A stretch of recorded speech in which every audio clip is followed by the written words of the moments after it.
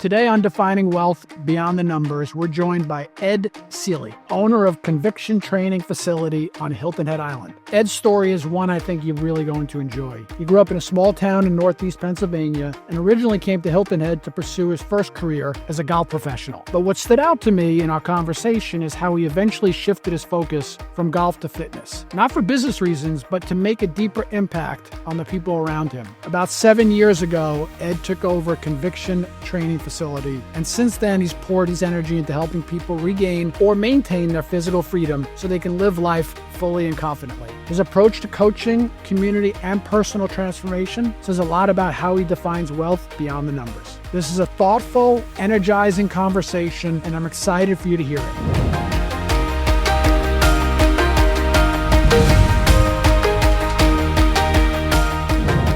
We want to welcome Ed Seely, who is the owner of Conviction Training Facility on Hilton Head Island, to our podcast today.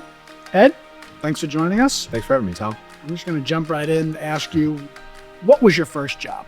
My very first job was scrubbing clubs and picketed driving range at a country club my dad was the superintendent at. Okay. Yeah. And then give me an idea of your path, right? Because to me, there's always a story behind how someone's path to get to where they are today. Tell me what happened next.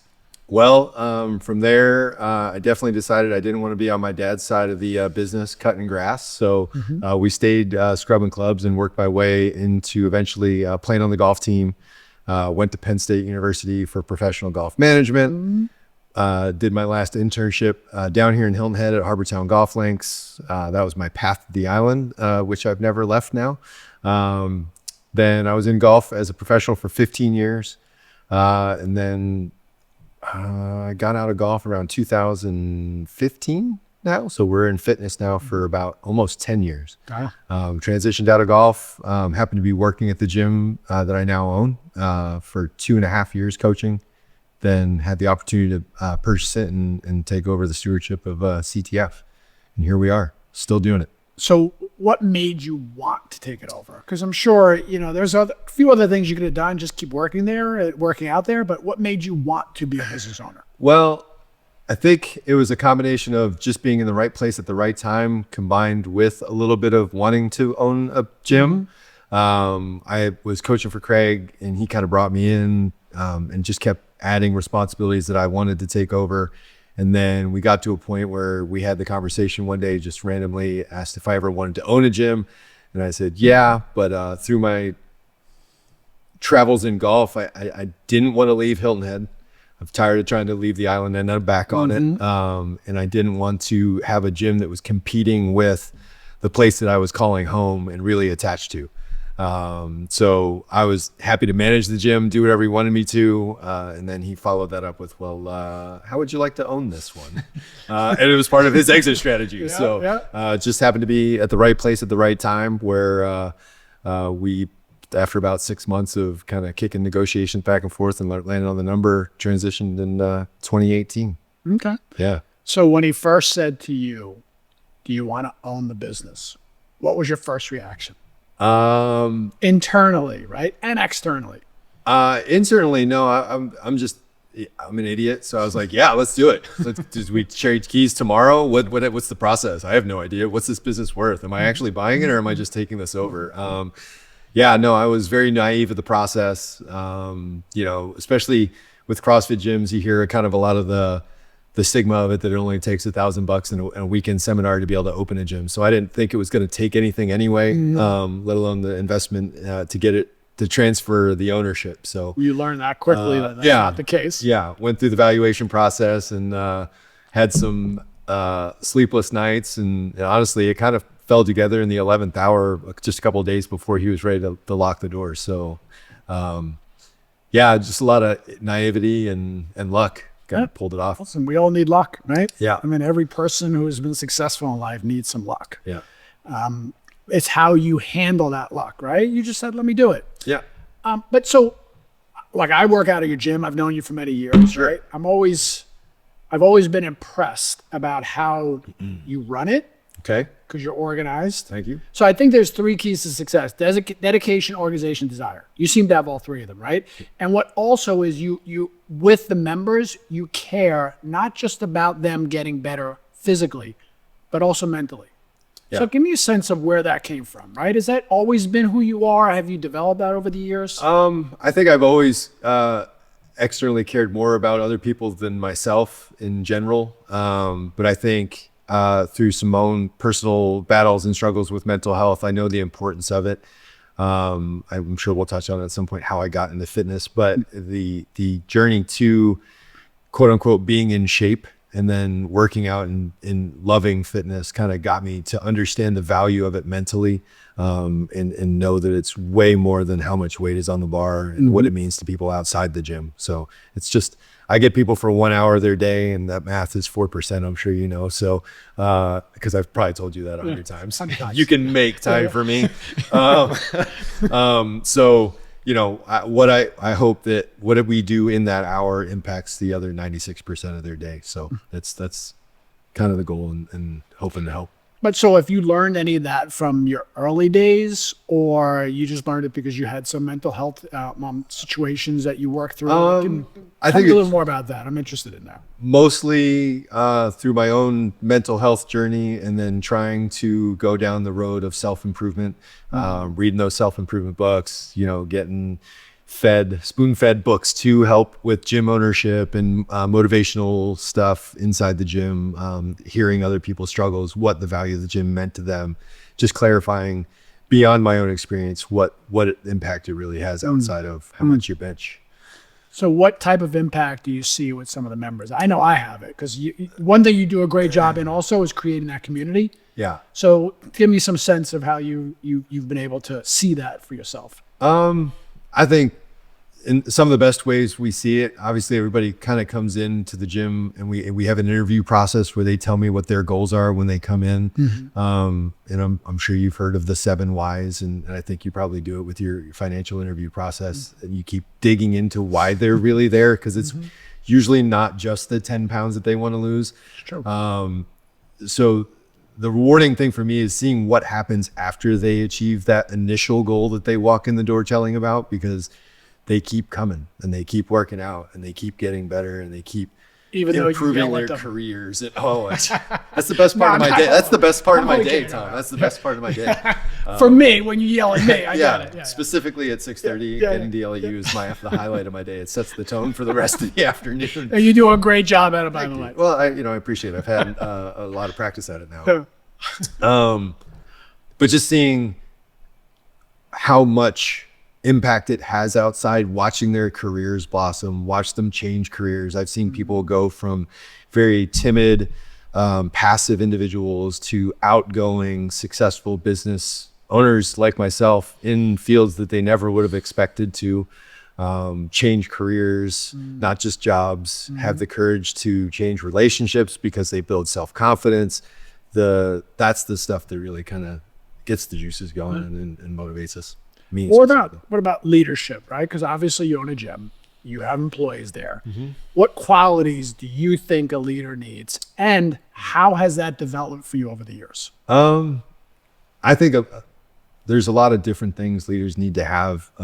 They have to have enough self-value to carry themselves as the standard, and hold the standard. So anything that I'm not doing well, and I kind of tend to spend a lot of time looking at the things I don't do well, I can't expect other members, other staff people, other people in my life to hold that same value. So I have to kind of always keep working on myself, keep being willing to fall on the sword when it is my fault instead of trying to find blame in others.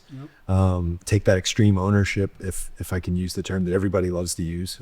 Jocko's definitely a popular read. Which one is that? Jocko Willink, Extreme Ownership. Okay. Definitely one of the first books that Craig ever told me to go out and read when it came to owning a business. Okay. Good. What I found out very quickly in leadership and business with fitness is that it was nothing like golf. Managing people, sure, that's kind of a little bit of the layup, but as far as running the business, knowing the ins and outs of the money on the backside, what moves work, what moves don't work, it's been a wildly different animal. Now, have you had any mentors for that? Or have you just figured it out along the way? I spent the better part of 5 years trying to figure it out on my own. As far as the fitness side goes, Craig was definitely a good asset in the transition, but I knew that he had a lot going on in his life too. So I really kind of shied away from leaning on him much as he was getting out, so that he wouldn't feel like he was being held in.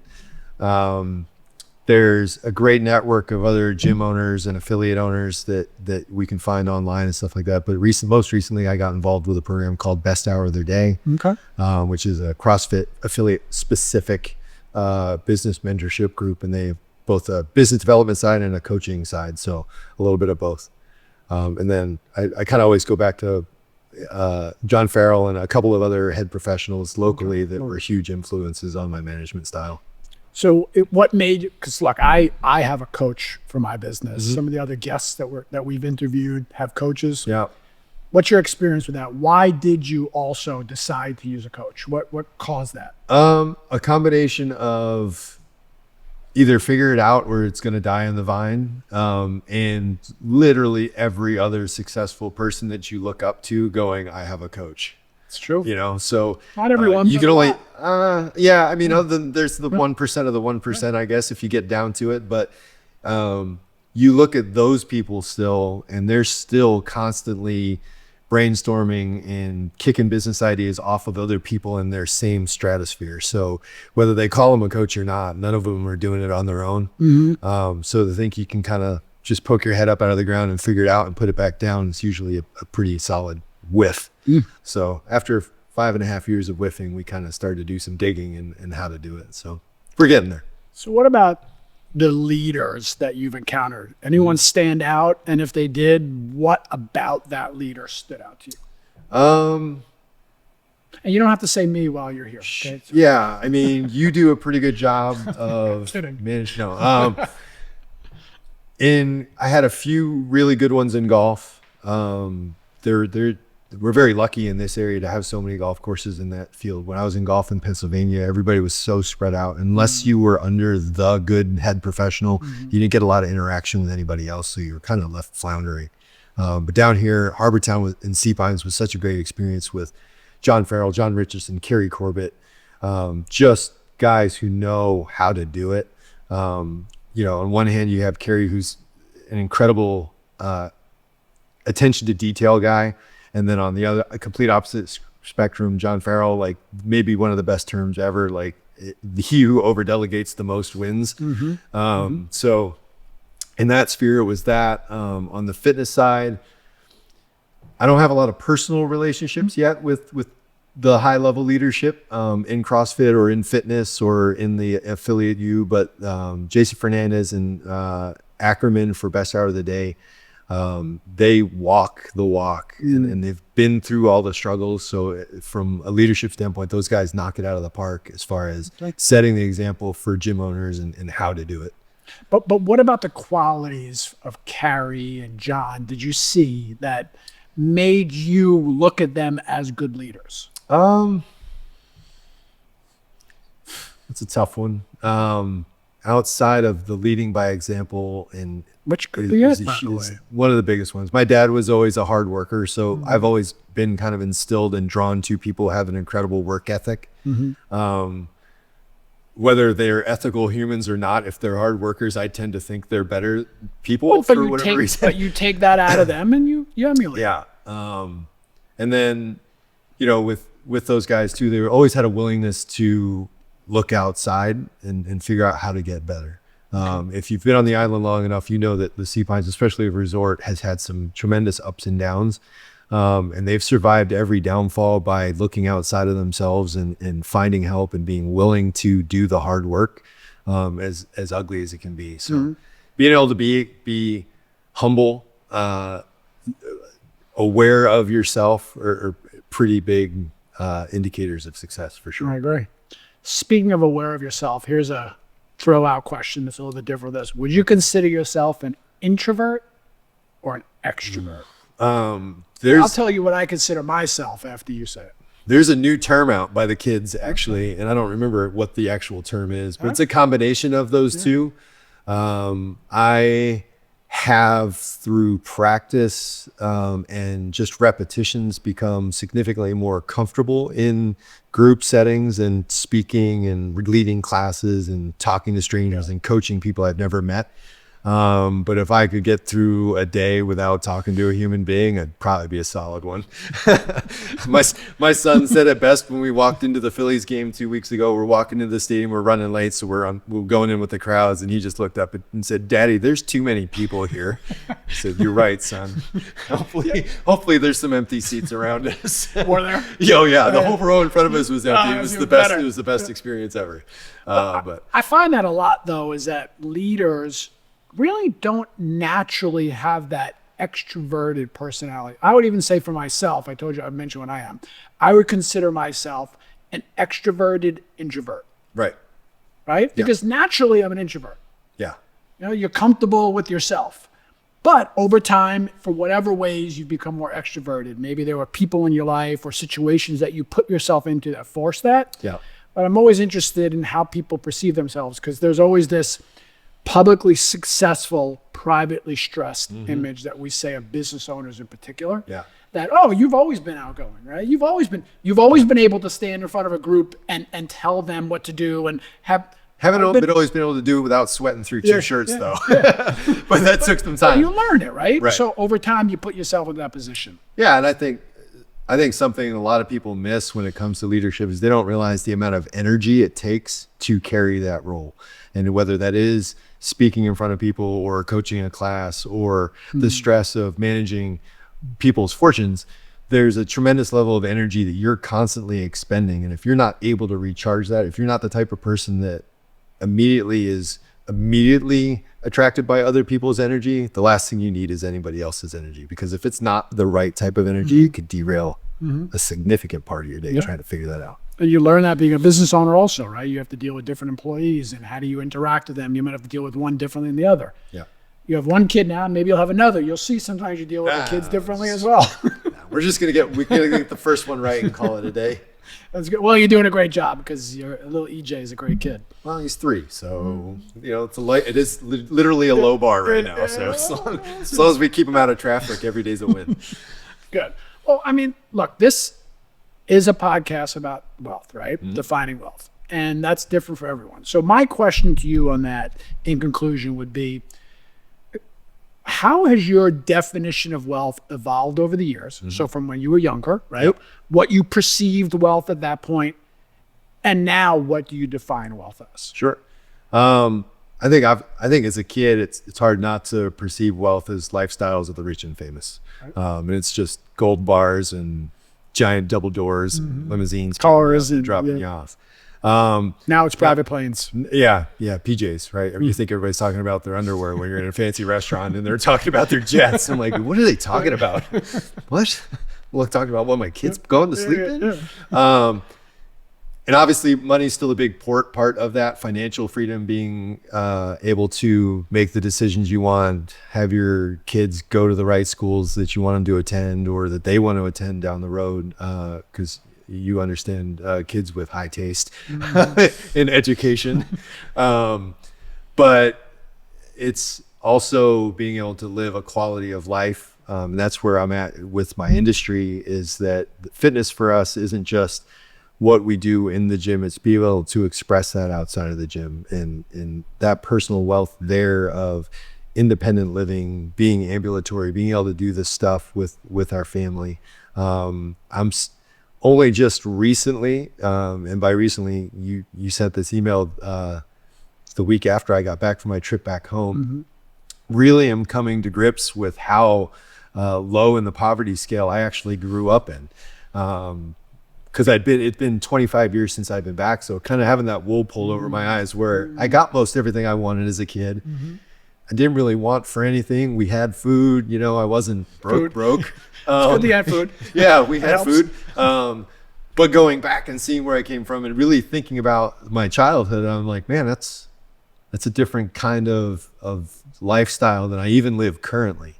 So while I'm not by any stretch the means hitting that upper class financial bracket, my wealth is being able to live on Hilton Head Island, have a business, have a really awesome family, wife, son, family close by, and be able to kind of do most of the things I want to do within reason. Yeah. You know, and hopefully through some skillful negotiations and education, you'll be There you go. carrying me into that next level and We could talk about that. upfitting the gym and my vehicle choices down the road. But yeah, I think that definition of just the word wealth is still kind of a cloud out there that I'm kind of wrapping my head around now that it's really not just the limousines money, and the big houses. I mean, a comfortable living would be good. Yep. But for me, peace of mind, mental health, a healthy family, wife and son are instantly more important in the last 3 years than they ever were in the 25 quote unquote professional years I had up into that. So Kids do that, by the way. kids do that. I They change used to be very outspoken about how middle of the road and unopinionated I was about a lot of subjects. And I do remember in the first 2 or 3 months after learning that EJ was coming, I suddenly had some very convicted opinions about things and how they should go and the things that I wanted in my life. So it's But also they evolve too as the kids get older and all that stuff. Yeah. And that's the whole point, you know, which is why thank you for being here, because defining wealth is different for everyone, right? And I know for you, it's really that physical and mental well-being, and it's been helpful for me. So you do a great job, and I appreciate you coming in. appreciate you having me. Thanks for great. being part of my success story with the gym. We'll keep doing it. Stay in shape. Thanks. I'll flex for everybody. Because of you. I'll save that. Yeah, all right. Thank you.